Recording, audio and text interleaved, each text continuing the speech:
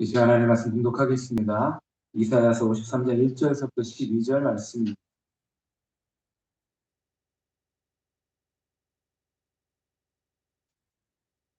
이사야 53장 1절에서부터 12절 말씀입니다.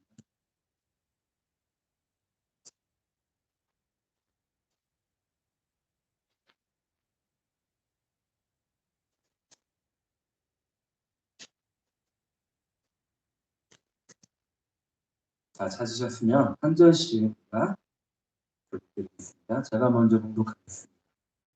우리가 전한 것을 누가 믿었느냐? 여호와의 팔이 누구에게 나타나느냐?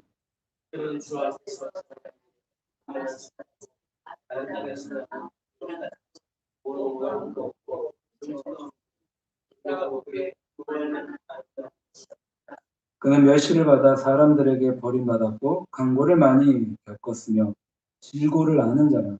마치 사람들이 그에게서 얼굴을 가리는 것 같이 멸시를 당하였고 우리도 그를 귀히 여기지 아니하였도다. 그는 실로 우리의 질고를 짓고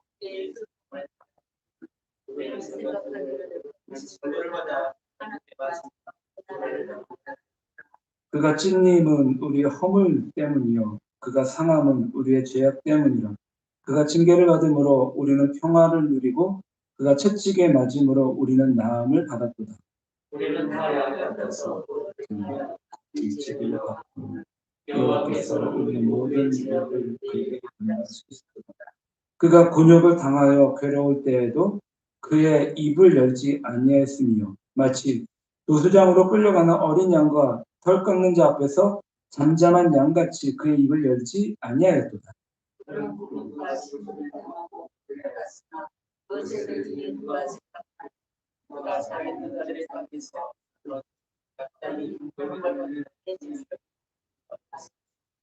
그는 강포를 행하지 아니하였고 그의 입에 거짓이 없었으나 그의 무덤은 악인들과 함께 있었으며 그가 죽은 후에 부자와 함께 있었도다. 여호와께서 그에게 사랑을 베푸셨으며 질고를 그의 영혼을 죽게 그가 그의 날이 길 것이고 또 그의 손으로 여호와께서 그가 자기 영혼에 수고한 것을 보고 만족하게 여길 것이라. 나의 의로운 종이 자기 지식으로 많은 사람을 의롭게 하며 또 그들의 죄악을 친히 담당하리로다. 그러므로 내가 그에게 존귀한 자와 함께 목을 받게 하며 강한 자와 함께 탈취할 것은 나누게 하리니 이는 그가 자기 영혼을 버려 사망에 이르게 하며 범죄자 중 하나로 헤아림을 받았음이니라. 그러나 그가 많은 사람의 죄를 담당하며 범죄자를 위하여 기도하였느니라. 아멘. 아멘. 잠시 교회 소식 말씀드리겠습니다. 2월 네 번째 주 마지막 주일입니다. 마지막 주일을 대면 예배와 온라인 예배로 드리고 있습니다. 대면 예배는 좌석수 비례해서 20%까지 예배를 드릴 수 있습니다. 그러니까 우리 교회 성도님들 언제든지 교회 오셔서 같이 우리가 예배 드릴 수 있는 그런 좌석이 충분히 확보가 되어 있습니다. 그러기에 교회 오셔서 같이 우리가 주님 앞에 예배 드리는 우리 성도님들이 되셨으면 좋겠습니다. 이번 주일은 사순절 두 번째 주일입니다. 2월 17일부터 수요일이죠. 4월 3일 고난주가 마지막 주 토요일 부활절 전날까지가 40일의 기간 사순절입니다. 다른 어느 때보다도 경건하게 예수님이 그 십자가를 기억하시고 그 십자가가 과연 누구를 위해 짊어진 십자가였는지를 깊이 묵상하시는 그런 경건의 시간이 되기를 바랍니다. 역사순으로 성경 읽기는 레위기와 신명기입니다. 하루에 10장에서 한 13, 14장 정도 읽으십니다. 어쩌면 분량이 많을 수도 있습니다. 하지만 그럼에도 불구하고 꼭 읽으시기를 바랍니다. 또한 성경 지도도 올려드리니까 꼭 확인하시고 올 한 해 성경 일독을 꼭 하셨으면 좋겠습니다. 교회 여러 예배와 기관들을 나라와 민족을 위해 지역을 위해 기도해 주시길 바랍니다. 특별히 우리가 지역을 위해서 많은 기도를 하고 있는데요. 너무 감사한 것은 혹시 교회 오시면 보셨는지 모르겠지만 우리 교회 오른편으로 어떤 공사를 지금 하고 있습니다. 어떤 공사인지 잘 모르겠습니다. 빌라가 올라가는지 아파트가 올라가는지 잘 모르겠지만 그럼에도 불구하고 그곳에 많은 믿는 이들이 자리 잡아 하나님을 예배하는 그런 거룩한 지역이 될 수 있도록 꼭 반드시 기도해 주시기를 바랍니다. 뿐만이 아니라 자주 뵙지 못하는 또한 몸이 불편하시고 아프신 우리 성도님들이 계십니다. 꼭 돌아보시고 오늘 혹시 자리에 앉아 계시지 않으시다면 꼭 전화도 해주시고 위로해 주시고 그래서 서로가 우리가 하나의 연합체이고 예수님께서 우리 머리이고 각 지체된 우리가 하나다는 사실을 우리가 그렇게 좀 서로 마음을 나누는 우리 성도님들 그리고 교회가 되기를 바랍니다. 선교사님들을 위해서도 여전히 기도와 관심 부탁드리겠습니다. 이 시간 우리가 오전에 아까 예배드리기 바로 전에 찬양 드렸는데요. 특별히 사순절 두 번째 주일 우리를 위해 십자가를 지시는 예수님의 그 마음 그리고 그 십자가가 우리 하나님께서 원하셨다는 그 뜻이다라는 것을 찬양을 통해서 우리가 좀 고백했으면 하는 바람이 되길 바랍니다. 같이 아버지 사랑 내가 노래 찬양 들으시며 가사를 깊이 음미하시고 그 예수님의 십자가가 어떤 십자가인지를 좀 바라보는 시간이 됐으면 좋겠습니다. 찬양 드립니다.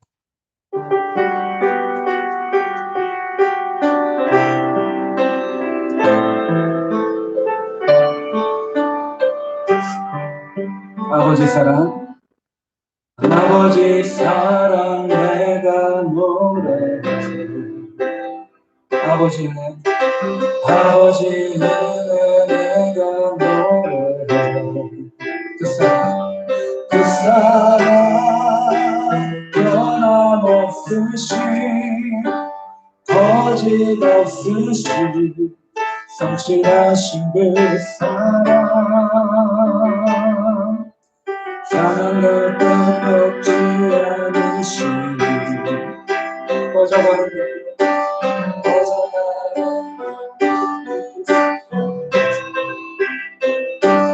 그 사랑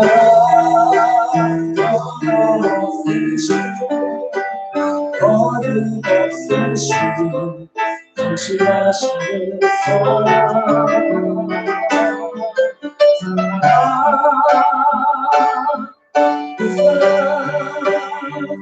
날 위해 죽으신 날 위해 다시 사신 예수 그리스도 다시 오신 사랑 주여 생명도 천사도 하늘의 어떤 것에도 끊을 수 없는 영원한 그 사랑 우리 처음부터 한 번 더 고백합니다. 아버지 사랑 내가 높고 아버지 사랑 아버지의 은혜 아버지의 은혜 내가 그 사랑 변함없으신 거짓없으신 성실하신 그 사랑 사랑할 때 놓지 않으신 꺼져가는 등불 끄지 꺼져가는 등불 끄지 않으신 그 사랑 변함없으신 거짓없으신 성실하신 그 사랑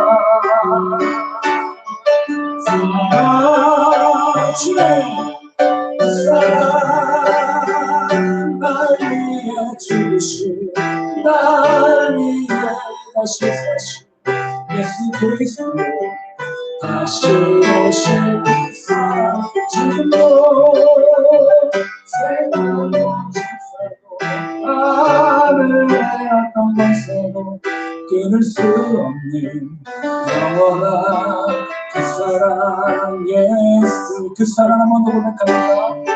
그 사랑 날 위해 죽으신 날 위해 다시 사신 예수 그리스도 다시 오신 그 사랑 주여 생명도 천사도 하늘의 어떤 권세도 끊을 수 없는 영원한 그 사랑 예수 영원한 그 사랑 영원한 그 사랑 예수.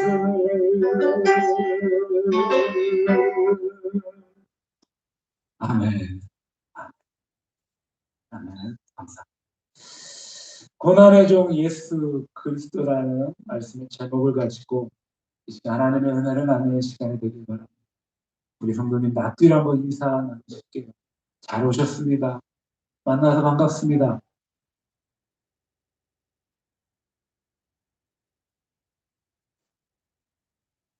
이 마스크를 쓰고 1시간 정도 이렇게 예배를 인도하다 보니까 지난주까지는 잘 못 느꼈었는데 이번 주 보니까 약간 땀이 이제 코 밑에 이제 송글송글 맺히기 시작하게 되더라고요. 그리고 그 땀이 정말 별거는 아닌데 그 콧잔등 위에 올라가 있어가지고 살금살금 이게 간지럽히는데 참 되게 예민하지는 않지만 그 사소한 것 하나가 하나님 앞에 예배드리기에 집중하기가 어려운 그런 모습들이 또 성도님들 조금은 마스크 쓰고 예배드리시는 것이 불편하시고 어려우시더라도 1시간 정도만 잘 감당하셔서 그래서 우리가 우리 이웃들 간에 우리 성도님들 간에 그리고 세상 가운데도 덕이 되는 그런 모습들이 됐으면 좋겠습니다. 오늘이 사순절 두 번째 주일입니다. 이 사순절은 우리 모든 성도님들이 이 기간들을 통하여 경건과 절제 그리고 금식과 회개, 자선과 구제를 통하여 우리 예수님께서 같이 십자가의 길을 잘 따라가야만 합니다. 그리고 주님이 우리를 용서해 준 것 같이 우리도 우리의 이웃을 용서해 주고 예수님께서 홀로 당하신 그 고통과 고난 그리고 그 외로움의 길들을 가슴 깊이 묵상하며 은혜의 사순절이 되기를 간절히 바랍니다. 구약 성경에 보면은요, 구약 성경에 메시아가 구약에는 어떤 의미냐? 왕, 제사장, 선지자에게 기름을 부음받는 자들입니다. 이 메시아, 이 기름 부음 받은 신약에서는 그리스도라고 하죠. 이 메시아에 관한 이야기가 약 한 구약에 365가지 정도가 나옵니다. 그리고 그 중에 이사야서에서 나오는 예언은 한 40가지, 40가지 정도의 예언이 나옵니다. 이사야 선지자는 주전 750년 전 경에 예수님 태어나시기 750년 전, 지금으로 따지면 2700년에서 800년 전에 살았던 사람이었었는데 이 사람이 메시아에 관한 예언을 많이 한 것으로 굉장히 유명한 사람입니다. 선지자지요. 그리고 이사야서에서는 메시아에 관한 거의 모든 예언이 다 등장합니다. 어떤 예언이 나올까요? 예수님에 대한 신분, 잉태와 출생, 예수님의 혈통, 공생의 시작과 천거자, 즉 예수님의 그 거할 길을 열었던 사람, 침례 요한이지요. 그 천거자와 고난과 죽음, 장사되심, 부활과 승천하심, 재림, 통치와 이 땅 가운데 다시는 오시면 새 하늘과 새 땅의 도래 등 메시아 예언의 가장 중요한 핵심적인 내용이 바로 이 이사야서에 다 담겨져 있습니다. 그리고 이 중에 정말 중요한 것은 메시아의 사람 되심, 즉 예수님의 잉태부터 죽음까지를 가리키고 메시아의 하나님 되심, 즉 예수님의 본성과 부활과 승천과 재림이 이사야서에는 아주 자세하게 성경 가운데 드러나고 있습니다. 그리고 오늘 본문 이사야서 53장은 일명 고난의 종이라는 고난의 종이라고 불리는 유명한 예언장입니다. 선지자 이사야는 예수님께서 십자가의 고난을 당할 수밖에 없는 이유를 오늘 6절 가운데 이렇게 말씀합니다. 우리는 다 양 같아서 그릇 행하여 각기 제 길로 갔거늘 여호와께서는 우리 모두의 죄악을 그에게 담당시키셨도다. 제가 주부에 올려놨는데요. 이 말씀을 좀 많이 우리가 묵상했으면 좋겠습니다. 아마 우리 성도님도 어디서든 많이 들으셨을 것입니다. 제가 다시 한번 봉독하겠습니다.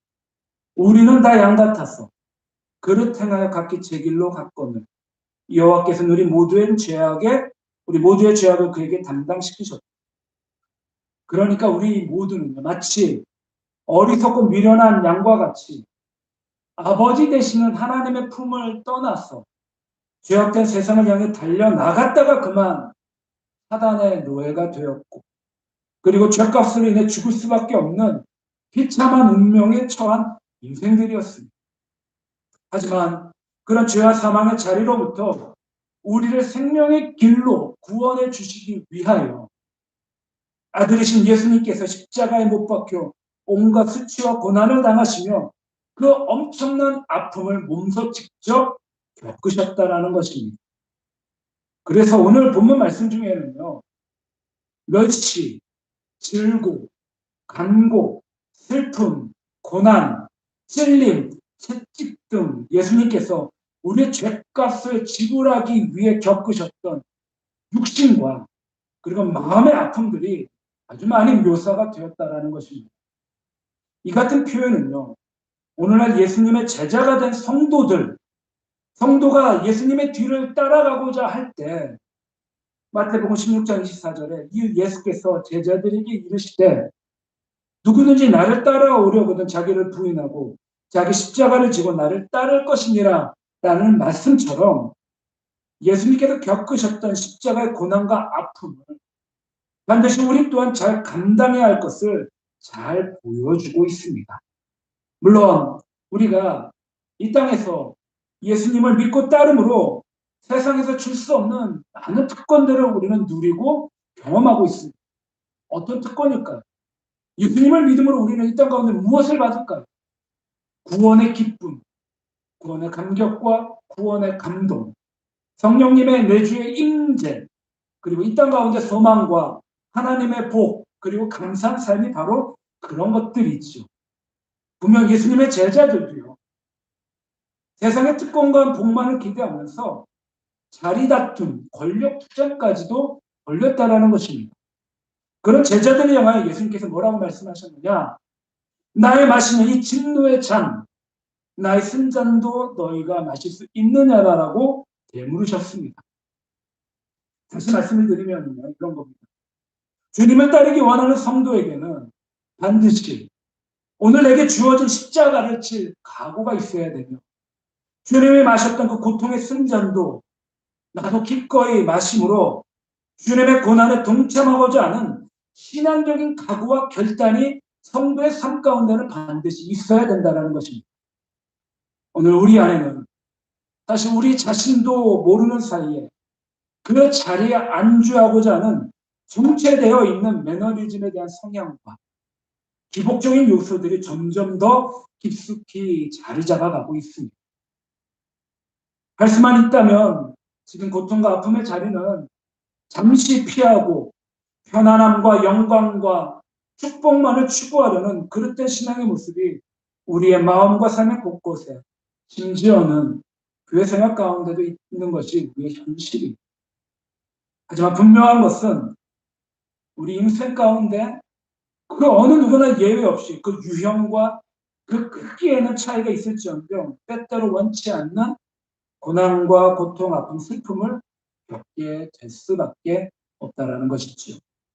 인간관계에서 오는 시련들을 비롯하여 실패에서 오는 시련, 재물에서, 재정에서 오는 시련들, 질병, 가정, 진로, 신앙, 심지어는 교회에서부터 오는 시련도 있죠. 더 나아가서는 우리가 살고 있는 사회나 국가의 문제로부터 오는 시련, 지금으로 따지면 코로나19겠지요. 이런 숱한 고난과 아픔을 인생 가운데 우리는 반드시 만나게 될 수밖에는 없습니다. 사랑하는 성도님들, 간절히 바라는 것은, 정말로 간절히 바라는 것은 이 사순절 기간을 통하여 예수님을 구주로 고백하며 따르는 성도들 삶 가운데 예수님께서 묵묵히 그 십자가의 고난을 잘 감당하셨던 것처럼 우리도 역시 주님이 당하신 그 고난의 아픔을 묵묵 잘 따라가는 성도님들이 되시기를 이 아침에 주님의 이름으로 간절히 축원합니다. 아멘. 가장 먼저는 첫 번째 이사야는 가장 먼저 비천한 신분으로 오신 메시아를 예언합니다. 그냥 오시지 않았고 가장 비천한 신분으로 이 땅 가운데 예수님께서는 오셨습니다. 1절부터 3절을 제가 봉독하겠습니다. 우리가 전한 것을 누가 믿었느냐? 여호와의 팔이 누구에게 나타났느냐? 그런 주 앞에서 자라나기를 연한 순 같고 마른 땅에서 나온 뿌리 같아서 그 모양도 없고 풍채도 없은즉 우리가 보기 흠모할 만한 아름다운 것이 없도다. 그는 멸시를 받아 사람들에게 버림받았고 강고를 많이 겪었으며 질고를 하는 자라. 마치 사람들이 그에게서 얼굴을 가리는 것 같이 멸시를 당하였고 우리도 그를 귀히 여기지 아니하였도다. 사실 예수님은요, 세상적인 관점으로 봤을 때는 별로 그렇게 내세울 만한 배경이 없으신 분이십니다. 양부 요셉은 목수셨습니다. 하지만 생활이 넉넉하지 못하셨어요. 누가복음 2장 22절부터 24절 말씀에 보면 요셉과 마리아가 아기 예수님을 안고 성전에 올라갑니다. 그리고 결례를 행하는데, 여기서 말하는 결례는 유대 집안의 남자들은 낳은 지 8일 만에 할례 받는 것을 의미합니다. 이 결례를 행할 때 1년 된 어린 양을 바치지 않고 산비둘기 한 쌍이나 혹은 집비둘기 둘로 제사하려는 것을 보아서도 참 어려운 삶을 사셨습니다. 당시에 극히 가난한 자들이 드렸던 제물로 일명 가난한 자의 예물이 바로 산비둘기 한 쌍이나 혹은 집비둘기 한 쌍을 하나님 앞에 드렸다라는 것입니다. 참 어렵게 사셨어요. 뿐만이 아니라 예수님의 가족이 대도시인 예루살렘이나 또는 여리고에 거주하지 않으셨어요. 줄곧 변방이었고 이방인 지역으로 취급받았던 갈릴리 나사렛 동네에서 살았다라는 사실 역시 가정 형편이 정말 어려웠다라는 것을 알 수 있습니다. 그 당시 예루살렘에 살던 유대인들입니다. 갈릴리에 살았던 사람들을 종교적으로 또한 지역적으로도 무시하는 경향이 굉장히 강했고, 그리고 이것이 나중에 대제사장들을 비롯하여 유대 종교가들이 예수님을 배척하게 된 여러 가지 이유 중에 한 가지였습니다. 요한복음 1장 43절 이하에 보면요, 빌립이 예수님의 제자가 됩니다. 그리고 자기 친구 나다나엘을 전도하는 과정 가운데 이렇게 얘기해요. 모세가 율법에 기록하였고 여러 선지자가 기록한 그 일을 우리가 만났으니 요셉의 아들 나사렛 예수니라라고 하자 나다나엘이 대뜸 이렇게 말합니다. 나사렛에서 무슨 선한 것이 날 수 있느냐? 이처럼 나사렛이라는 동네는요, 갈릴리에서도 별로 대접받지 못하는 그런 변방 중에 변방이었고 이방인 지역 중에 지역이었어요. 이곳에서 예수님이 사셨던 거예요. 그리고 또한 많은 사람들은 예수님께서 많이 배우시지 않는 것을 가지고 정말로 많은 무시를 하셨습니다. 무시를 했죠. 당시 이스라엘을 정치적으로 다스리고 있었던 로마는 학문이 굉장히 매우 발달했던 그런 나라였어요. 아테네와 같은 도시는 철학으로 유명했었고요. 이집트의 알렉산드리아에 있는 당시 세계 최대의 도서관이 있었는데 약 70만 부의 파피루스를 소장하고 있었다라고 합니다. 하지만 예수님께서는 그 어느 선생에게서 가르침을 받으신 적이 없으십니다. 그러기에 요한복음 7장 14절부터 15절에 예수님께서 명절에 예루살렘에 올라가서 백성을 가르치시니 유대인들이 기이 여겨 말하기를 이 사람을 배우지 아니하였거늘 어떻게 그를 아느냐고 하였던 것입니다. 참 많은 무시를 당하셨죠. 뿐만이 아닙니다. 이사야 선지자는 메시아의 외모에 관해서 말을 하는데 예언을 하는데 2절 보니까 그는 주 앞에서 자라나기를 연하순 것 마른 땅에서 나온 뿌리 같아서 고운 모양도 없고 풍채도 없은즉 우리가 보기에 흠모할 만한 아름다운 것이 없도다. 우리 성도님도 그런 경험 해보신 적 있으신가요? 가끔 복음서를 읽어보시면 예수님 외모에 관한 힌트라든지 이런 것들이 전혀 없다라는 것을 저는 참 복음서를 읽어볼 때마다 가끔은 아쉬워했던 적이 있습니다. 많이 웃으셨는지. 물론 예수님은 3번 정도는 우셨지.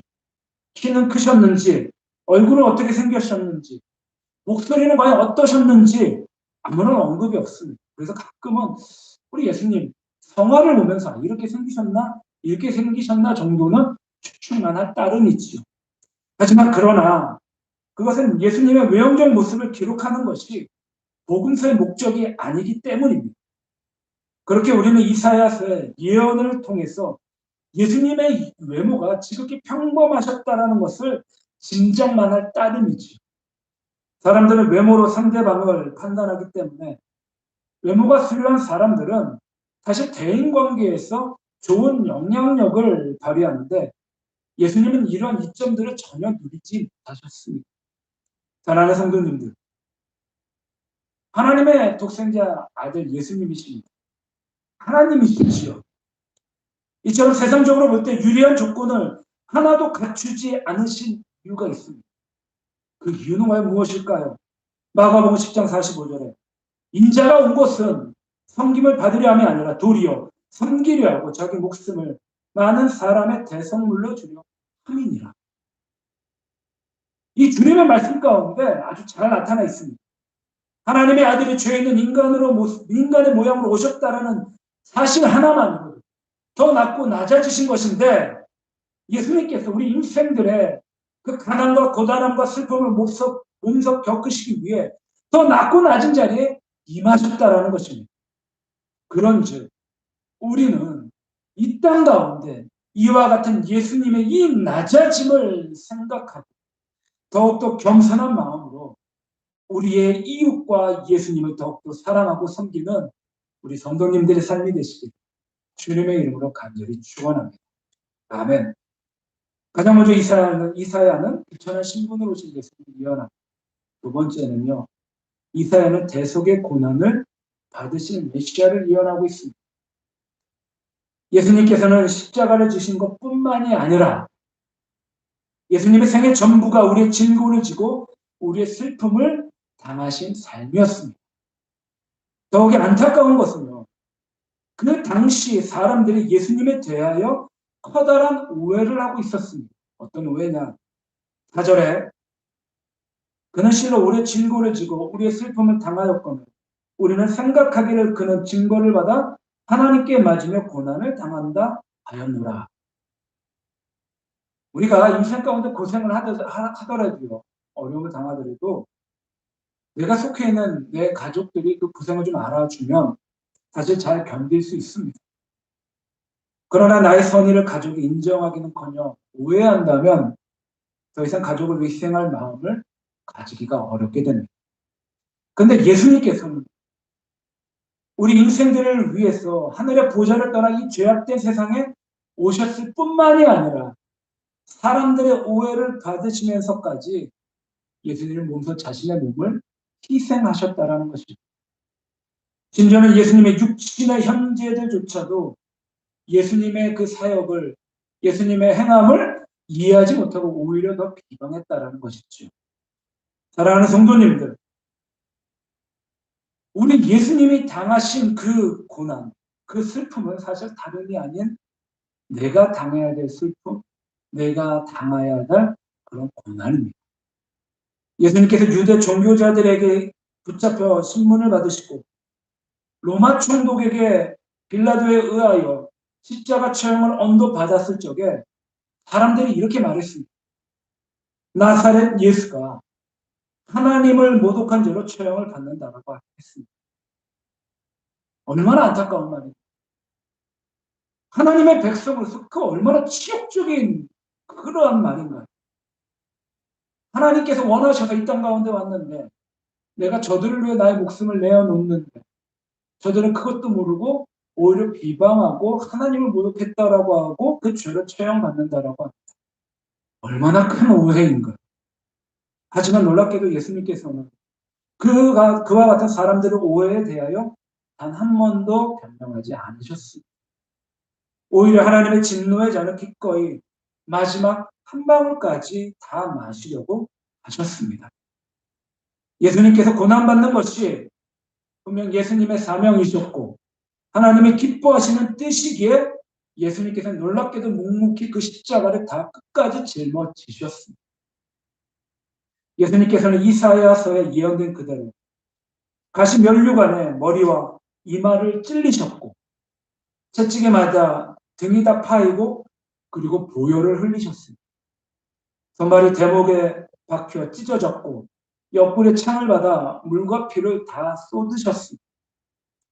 5절과 6절에 그가 찔림은 우리의 허물 때문이요 그가 상함은 우리의 죄악 때문이요 그가 징계를 받음으로 우리가 평화를 누리고 그가 채찍을 맞음으로 우리는 나음을 받았도다. 우리는 다 양 같아서 그릇 행하여 각기 제 길로 갔거니 여호와께서 우리 모두의 죄악을 그에게 담당시키셨다.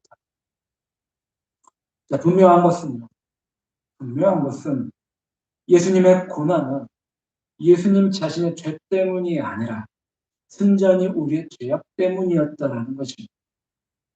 예수님께서 하나님의 징계를 받으심으로 우리의 죄가 사하여졌고 그로 말미암아 하나님 앞에 나아갈 수 없는 자들이 그 자격을 입어 하나님과 화목하게 되었고 그가 채찍을 맞으심으로 우리가 나음을 입었다라는 것입니다.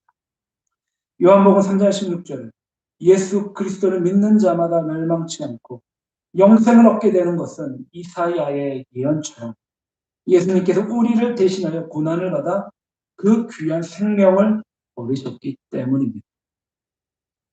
간절히 말하는 것은 이처럼 우리를 죄에서 구속하기 위해 그 고통과 고난의 십자가를 짊어지신 예수님을 더욱더 묵상하시며 우리를 향한 그 깊고 깊은 사랑에 감격하고 감동하시는 성도님들이 되시기를 간절히 축원합니다. 첫 번째는 비천한 신분으로 오실 예언이었습니다. 두 번째는 대속의 고난을 받으실 예언이었습니다. 세 번째는 이사야는 고난받는 모습의 메시아를 예언합니다. 7절에 그가 곤욕을 당하여 괴로울 때에도 그의 입을 열지 아니하였습니다. 마치 도수장으로 끌려가는 어린 양과 털 깎는 자 앞에서 잠잠한 양같이 그의 입을 열지 아니하였다. 사복음서에 보면은요, 대제사장, 장로들, 서기관들로 속해 있는 사내들인 공회에서 예수님을 죽이기로 작정을 하고 정죄할 증거를 찾았지만 단 하나도 찾지 못했습니다. 증거를 찾지 못했다면 당연히 무죄로 방면해야 하지만 대제사장들은 오히려 거짓 증인들을 두둔하면서 예수님께 이렇게 물어봅니다. 마가복음 14장 60절에 대제사장이 가운데 일어서서 예수에게 물어 가로되 너는 아무 대답도 없느냐? 이 사람들의 너를 치는 증거가 어떠하냐라고 물어봅니다.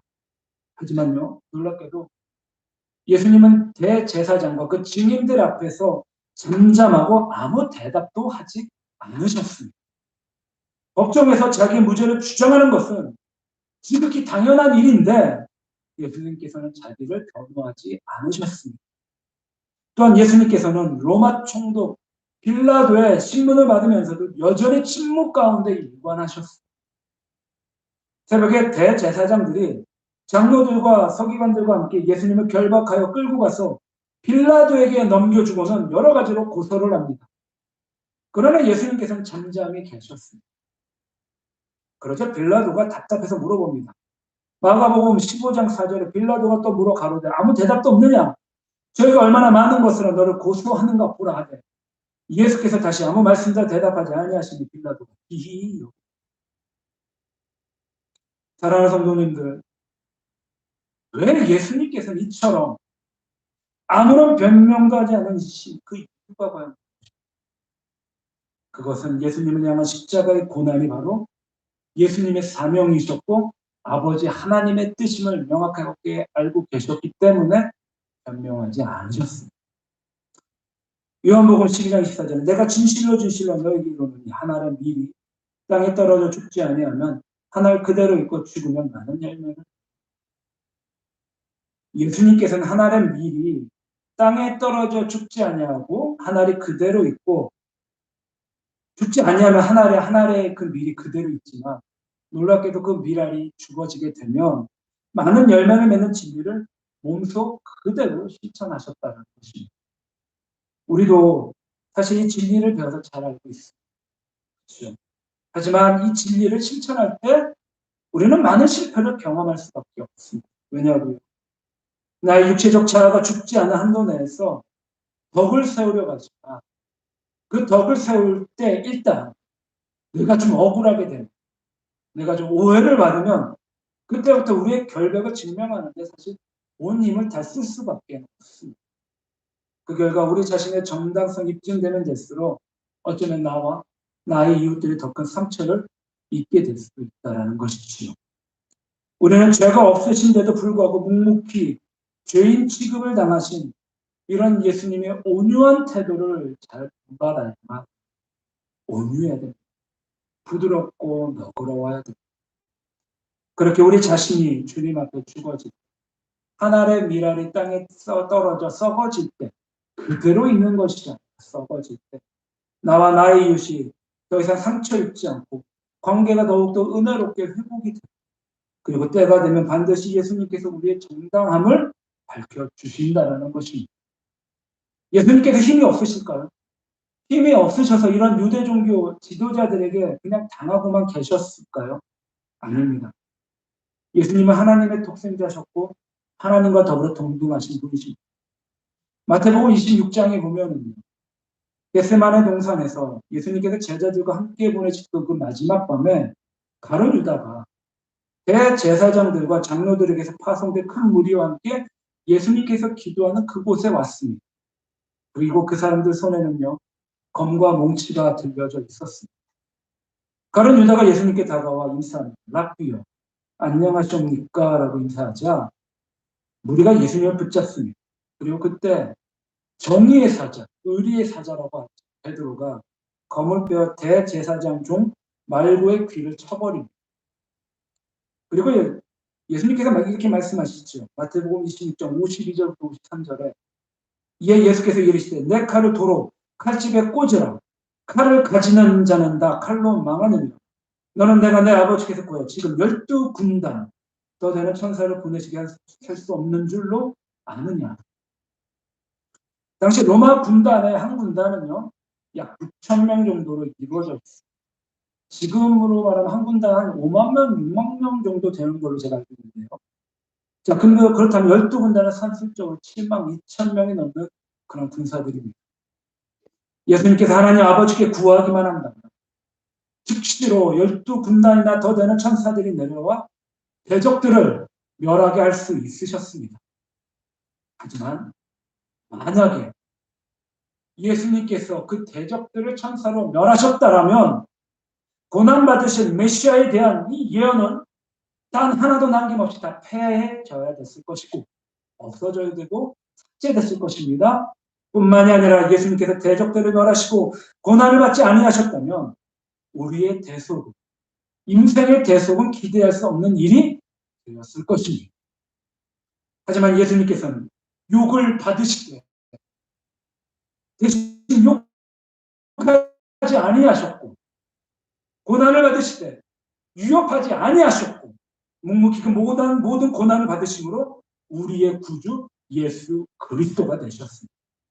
사랑하는 성도님들, 우리도 이와 같은 예수님의 그 고난받는 그 온유한 모습들을 잘 본받아서 어디에서나 이런 예수님의 덕을 세우고 은혜를 끼치는 성도님들이 되시기를 간절히 축원합니다. 자, 마지막으로 2개가 더 남아 있습니다. 죄송합니다. 이사야는 부자 무덤에 장사될 메시아를 예언합니다. 9절에 보니까 그는 강포를 행하지 아니하였고 그의 입에 거짓이 없었으나 그의 무덤이 악인들과 함께 있었으며 그가 죽은 후에 부자와 함께 있었다. 자, 그 무덤이 악인과 함께 되었다 하시면 예수님께서 강도들과 나란히 십자가에 달려 죽으신 것을 가리킵니다. 그리고 그가 죽은 후에 부자와 함께 있었다라고 하신 예언 역시 성취가 되었습니다.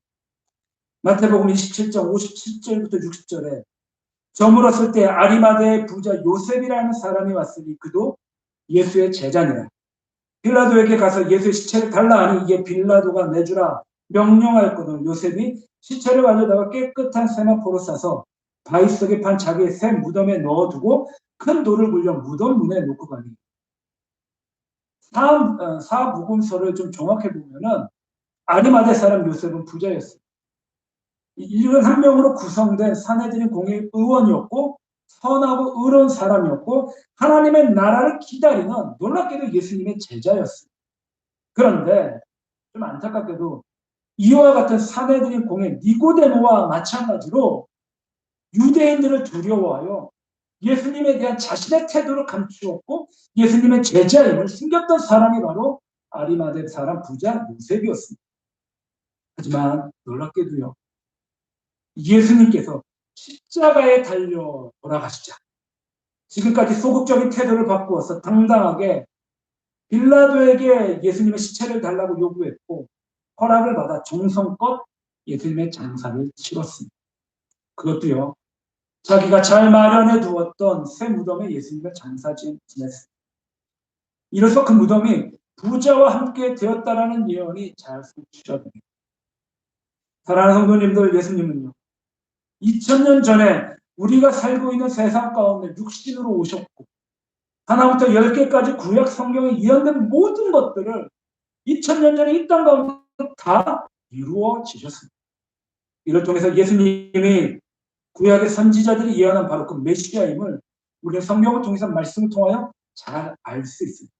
그러기에 사랑하는 성도님, 더욱더 말씀을 사모하셔서 말씀으로 오신 예수님을 기뻐하고 기대하는 우리 성도의 삶이 되기를 간절히 바랍니다. 자, 마지막입니다. 놀랍게도 이사야는요, 고난받아 많은 사람이 구원받게 될 메시아를 예언합니다. 10절에 여호와께서 그에게 상함을 받게 하시기를 원하사 질고를 당하게 하셨은지 그의 영혼을 속건제물로 드리기에 이르면 그가 씨를 보게 되며 그의 날은 길 것이요 또 그의 손으로 여호와께서 기뻐하시는 뜻을 성취하리로다. 10절에 보니까 중요한 구절이 하나 나오는데 그가 씨를 보게 되며라는 구절이 나오네요. 이 의미는 예수님을 통하여 많은 자손이 나올 것을 의미합니다. 이같이 말씀하면요, 말씀을 드리면 예수님께서 결혼도 하지 않으셨는데 어떻게 자손을 둘 수 있습니까? 라고 물어볼 수도 있습니다. 맞습니다. 예수님께서는 독신으로 사셨기 때문에 후손이 없으십니다. 하지만 이 예언은 우리가 육적으로 예언하는 것이 아니라 예수님의 뒤를 따라가는 성도들의 삶, 영적으로 이해해야만 합니다.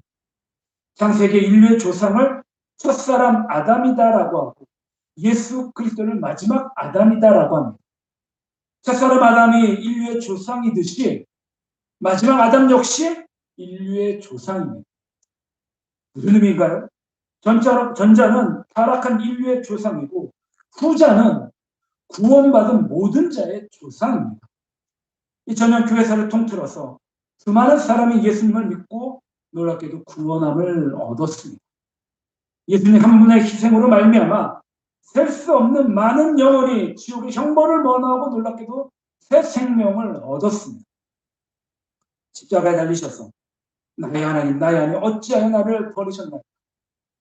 이렇게 절규하셨던 예수님께서 그러나 마지막에 다 이루셨다라고 하시고 운명하셨을 때 어떤 일들이 벌어졌나? 성전의 성소와 지성소의 사이를 쳐놓았던 크고 질기고 두꺼웠던 휘장이 위에서부터 아래까지 갈라져 두 조각이 나고 말았습니다. 이것은 하나님께서 직접 찢으신 것입니다. 이는 하나님과의 것입니다. 나의 의로운 종이 자기 지식으로 많은 사람을 의롭게 하면 또 그들의 죄악을 친히 담당하리로다. 그러므로 내가 그에게 존귀한 자와 함께 목을 받게 하며 강한 자와 함께 탈취한 것을 나누게 하리니 이는 그가 자기 영혼을 버려 사망에 이르게 하며 범죄자 중 하나로 헤아림을 받았음이니라. 그러나 그가 많은 사람의 죄를 담당하며 범죄자를 위하여 기도하였느니라. 수많은 사람들이 예수님의 이름을 믿어 구원에 이르는 것을 보시면 예수님께서 이제 자기 영혼을 수고한 것을 만족히 여기실 것입니다.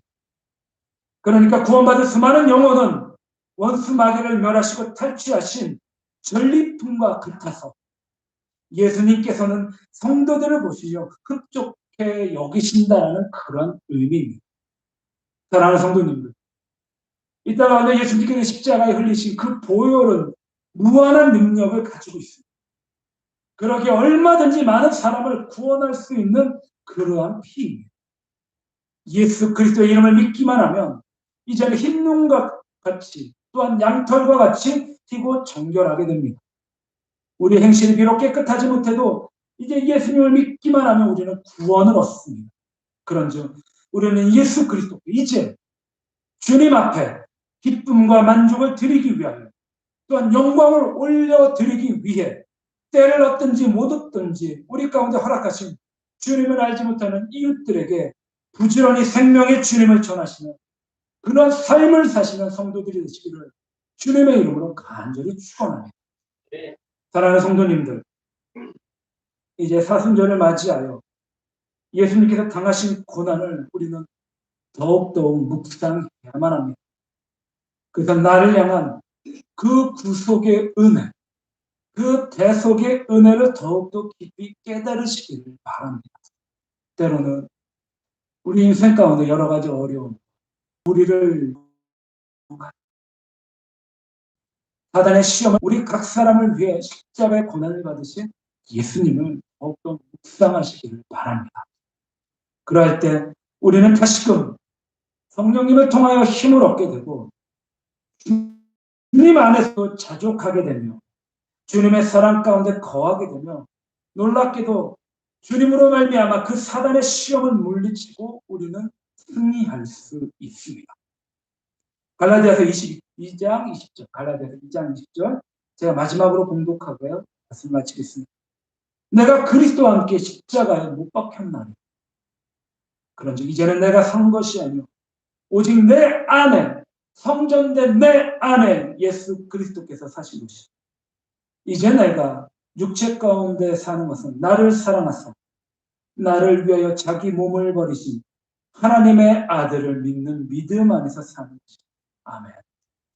나를 사랑하사 나를 위하여 자기 몸을 버리신 나를 사랑하사 나를 위하여 자기 몸을 버리신 이 예수님, 이 말씀이 우리 모두의 삶의 진실한 신앙 고백이 되시기 이 아침에 주님의 이름으로 간절히 주님의 이름으로 축원합니다. 아멘. 기도하겠습니다. 사랑과 은혜가 풍성하신 하나님 아버지 감사합니다. 사순절을 맞이하여 나를 사랑하사 나를 위하여 자기 몸을 버리신 예수 그리스도의 보혈과 십자가를 기억합니다. 우리 인생이 무엇이간데 우리가 과연 무엇이간데 하나님이신 예수님께서 자신의 생명을 이렇게 아낌없이 주셨는지 그 은혜를 도무지 감당할 만한 자격이 없습니다. 그럼에도 자격 없는 자에게 아낌없이 부어주시는 그 하나님의 깊고 깊은 사랑에 또 한 번 머리 숙여 깊은 감사를 드립니다. 주님의 그 십자가를 더욱 마음 가운데 기억하고 우리 또한 짊어지게 주시옵소서. 주님의 십자가를 더욱더 묵상하고 감사하고 감격하며 그것을 말미암아 하나님을 더욱더 사랑하게 해주시고 그것을 말미암아 나의 이웃을 주님의 마음으로 사랑하고 그들을 향하여 온유한 마음을 더욱더 가지게 해 주시옵소서. 이 사순절은 주님의 십자가를 더욱더 묵상하게 하여 주시옵소서. 감사드리며